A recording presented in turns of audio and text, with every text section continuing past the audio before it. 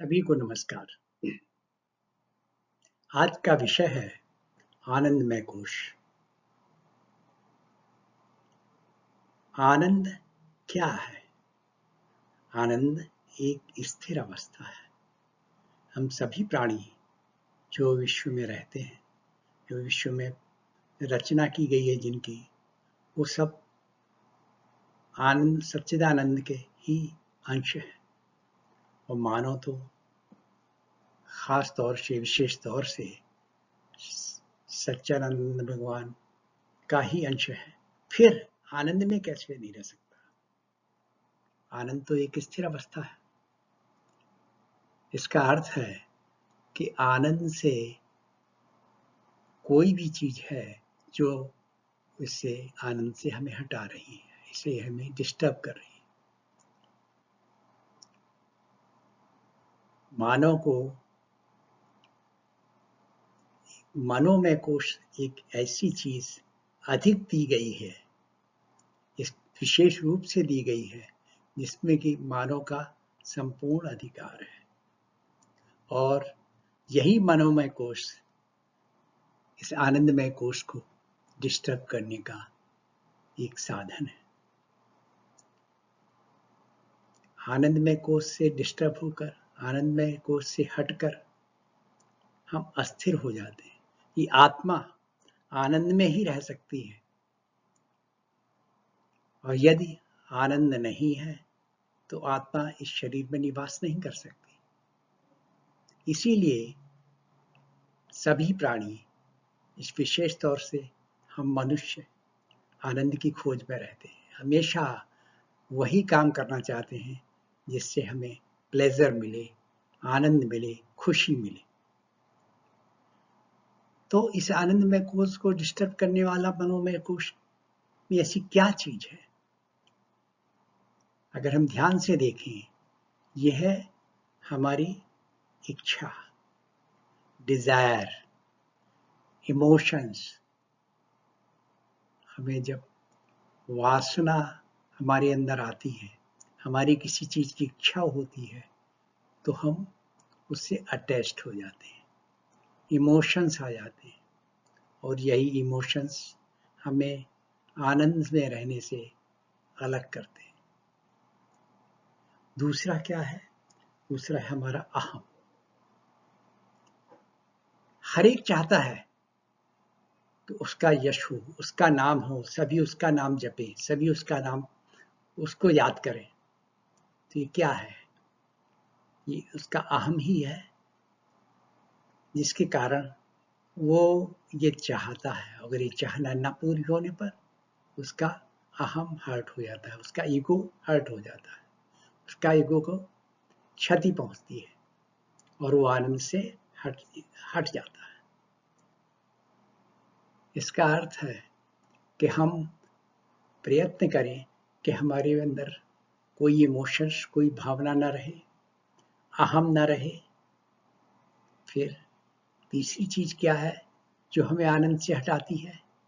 वो है कि जो भी कार्य हमें करने हैं उसमें हमारा अपना विश्वास न हो, आत्मविश्वास न हो। इसका अर्थ है अगर हमें आत्मविश्वास है, सत्व है, सत्व गुण है, तो हम आनंद पूर्वक वो कार्य करेंगे।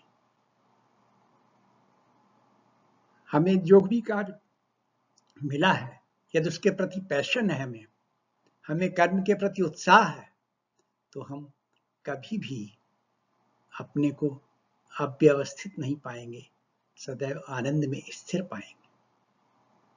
अतः ये कह सकते हैं कि आनंद एक ऐसी अवस्था है जिसको हम खुद ही डिस्टर्ब करते हैं, खुद ही अस्थिर करते हैं।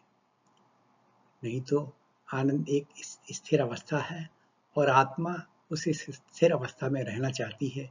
इसलिए हम सब प्लेजर, आनंद की खोज में रहते हैं हमेशा।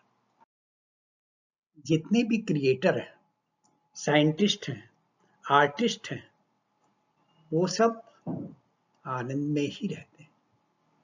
उनको किसी आर्ट में, किसी कला में कभी थकान नहीं होती। कभी बोर नहीं होते। यही तो आनंद का स्वभाव है। तो अगर हमें रचनाकार बनना है, हम अगर क्रिएटर बनना चाहते हैं, तो हमें आनंद में ही रहना होगा। लेकिन अभी कैसे महसूस हो कि आनंद कब है, क्या है, किस तरह से उसका अनुभव है। Pleasure, joy and peace is experienced. How it is experienced? During a state of integration with the movement and with the self. जब हम उस क्षण को पूरी तरीके से जीते हैं, जब हम उस जो कार्य हमें करना है और जो क्षण हमें जीना है, दोनों को हम पूर्ण रूप से एक कर देते हैं और मुझे आभास नहीं होता कितना समय बीत गया। वो आनंद की अवस्था है। अगर आप इसका उदाहरण देखें कि एक बच्चा जो छोटा सा बेबी है, खेलता रहता है अपने आप, हाथ पैर चलाता रहता है, इसका मतलब है कि वो उस क्षण में जी रहा है, उस क्षण को एंजॉय कर रहा है, उसमें जो है प्रसन्न हो रहा है, उसी में खुश है। तो यदि हम अपने कार्य की अवस्था में पूरी तरीके से डूब जाए तो हम आनंद में हैं। लेकिन जब भी देखें ये आत्मा शरीर धारण करने आती है और जीवात्मा बन जाती है, तो एक डेंस मैटर, एक घने पदार्थ से संलिप्त हो जाती है। उस घने पदार्थ से जब संलिप्त हो जाती है, क्योंकि घनापन है, क्योंकि आत्मा उसका कोई भी उसमें मात्रा नहीं है, लेकिन जिस समय वो शरीर धारण करते हैं उसमें घनत्व आ जाता है। उस घनत्व आने से क्या होती है कि हमारे अंदर इच्छा जागृत होती है। किस चीज की? हम संतुष्ट रहना चाहते हैं, हमें कुछ चाहिए, आनंद के खोज में हम निकल पड़ते हैं। और वो आनंद कहाँ ढूंढते हैं? आउटर वर्ल्ड में, बाहरी से बाह्य संसार में। और यदि हमें वो पसंद आ गया, जो भी हमें बाहर संसार में मिला, तो हम उससे अटैच हो जाते हैं। और यही अटैचमेंट इमोशन का कारण है, हमारी भावनाओं का कारण है। हमारी भावना उससे जुड़ जाती है और ये भावना चाहे पसंद करते हुए जुड़े या उससे घृणा करते हुए जुड़े, दोनों तरह की भावनाएं हो सकती। तो इस तरीके से हम आनंद से ये डिजायर, ये वासना और ये भावना, ये दोनों ही हमको आनंद से हटा सकती। ऐसा नहीं कि भावना कोई खराब चीज है, भावनाओं से ही वर्चूज आते हैं, गुण आते हैं, मनुष्य के गुण, सद्गुण उत्पन्न होते हैं। वो कौन सी भावनाएं हैं जिससे वर्चूज आते हैं? अगर वो भावनाएं हमारे तर्क संगत हो। और तर्क संगत कैसे हो? अगर वो समझ रहे हैं आप कि वो भावना किसी के लिए है और वो यूनिवर्सल है, वो केवल हम में स्थापित है, निस्वार्थ की भावना नहीं, तो ये ब्लिस एस्पेक्ट क्या है? इन्हें हम ब्लिस एस्पेक्ट कह सकते हैं कि वो जो है एक आनंद के दृष्टिकोण से किया गया है। वो आनंद सर्वे भवन्तु सुखिनः के लक्ष्य को लेकर किया गया। और जब ये हम ऐसा करते हैं, cultivating the emotion to an ever widening circle, इसका मतलब है हम अपने सर्किल को आगे बढ़ा रहे हैं, हम अपने चारों तरफ के अवस्थाओं को फैला रहे हैं। और वो फैलाते कैसे हैं? या तो हम अपनी फैमिली के लिए, या अपनी कम्युनिटी के लिए, अपने राष्ट्र के लिए, अपनी जाति के लिए, अपने धर्म के लिए, या सारे मानव मात्र के लिए। जब हम अटैच हो जाते हैं, अपनी भावनाएं रखते हैं, उस समय हम सही आनंदमय कोश में होते हैं और फिर हमारा आनंद जो है वो कोई डिस्टर्ब नहीं कर सकता और उसमें हमें जीने और मरने की भी कला जो है आ जाती है और जिसके लिए हम अपना जीवन दान करने में भी नहीं हिचकिचाते। ऐसा है आनंदमय कोश। अभी हम चर्चा कर रहे थे कि डिजायर, वासना, वासना क्या है? इससे हमें कोई खुशी नहीं मिलती, हालांकि खुशी की खोज में ही वासना में हम अटैच होते हैं, आसक्त होते हैं, लेकिन वास्तव में इससे दुख ही मिलता है। या हमें कोई खतरा महसूस होता है तब भी हमें दुख ही मिलता है। लेकिन प्रकृति ने हमारे शरीर में इस दुख को भी दूर करने के लिए कुछ ऐसा सिस्टम बनाया है जिसे हम कहते हैं sympathetic nervous system. Sympathetic nervous system क्या करता है कि अगर हमारे अंदर कोई तनाव की उत्पत्ति हो, किसी तरीके का हम खतरा महसूस करें, तो हम अपने आप को बचा सकें, उस तनाव से बचा सकें, उस आसक्ति से बचा सकें, जो डैमेज हो रहा है उसको कम कर सकें। क्यों? क्योंकि सिंपैथिक नर्वस सिस्टम इसके लिए क्या करता है कि हमें एनर्जी ज़्यादा चाहिए उस डिजायर को पूरे करने के लिए, या उस खतरे से बचने के लिए, या जब हमें आसक्ति हो जाए उससे अपने आप को बचाने के लिए। तो ये सिंपैथिक नर्वस सिस्टम हमारे ब्लड प्रेशर को बढ़ा देता है, ब्लड शुगर खून में बढ़ा देता है, जिससे कि हमें ज़्यादा एनर्जी हम बना सकें। और इसके लिए एनर्जी कहाँ से लेता है? हमारी डाइजेशन सिस्टम को शुरू कर देता है। एड्रिनल ग्लैंड कॉर्टिसोल और दूसरे हार्मोन्स जो है जनरेट करने लगते हैं, जिससे कि हम एनर्जी पैदा कर सकें और इस खतरे से बच सकें और हम अलर्ट रह सकें कि हम नया एक्शन करें, एक्ट लें। लेकिन ये तो एक टेम्परेरी या थोड़ी देर की अल्प समय के लिए अवस्था होनी चाहिए। हमारे नॉर्मल एग्जिस्टेंस में इसके कोई अस्तित्व नहीं। अगर हम आनंद में रहना चाहते हैं और नॉर्मल अपनी साधारण अवस्था में रहना चाहते हैं, तो इस स्थिति में हाई ब्लड प्रेशर और ब्लड शुगर में हम नहीं रह सकते और नहीं रहना चाहिए भी। तो इसके लिए क्या है, इसमें भी प्रकृति ने हमें दूसरा नर्वस सिस्टम दिया है, पैरासिम्पैथेटिक नर्वस सिस्टम, जो कि कोशिश करता है कि सब कुछ नॉर्मलाइज हो।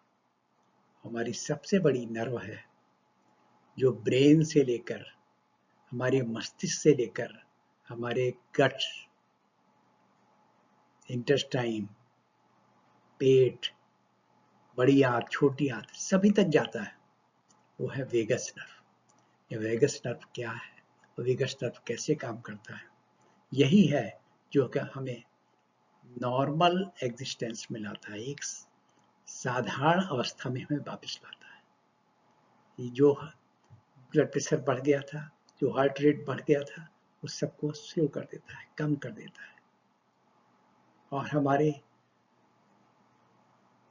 इंटेस्टाइन और को रिलैक्स कर देता है, जिससे कि हमारी मसल्स साधारण तरीके से काम कर सके, ग्लैंड्स पूरी तरीके से हार्मोन पैदा कर सके।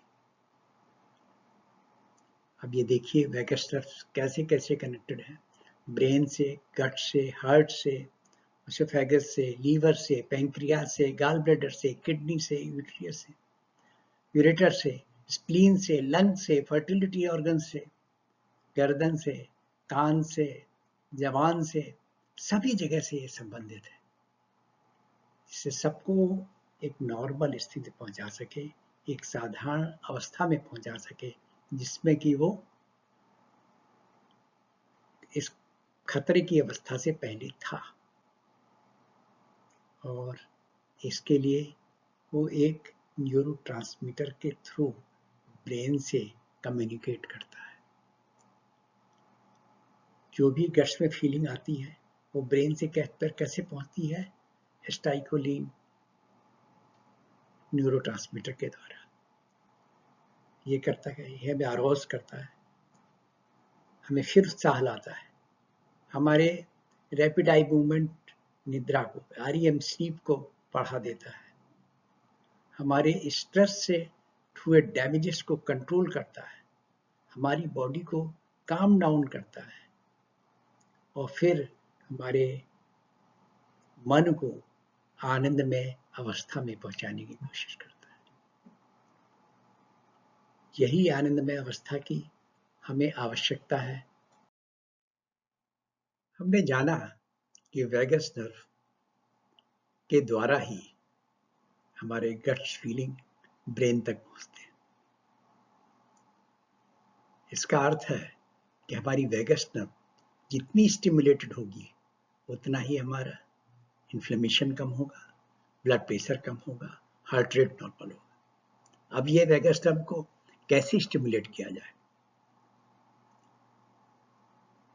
वैगस नर्व को स्टिमुलेट करने के लिए सबसे पहला साधन है कि हम गहरी लंबी सांस लें, स्लो डीप ब्रीदिंग।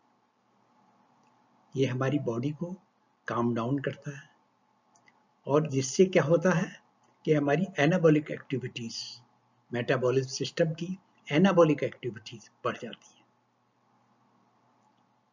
जिससे हमारा हेल्थ जो है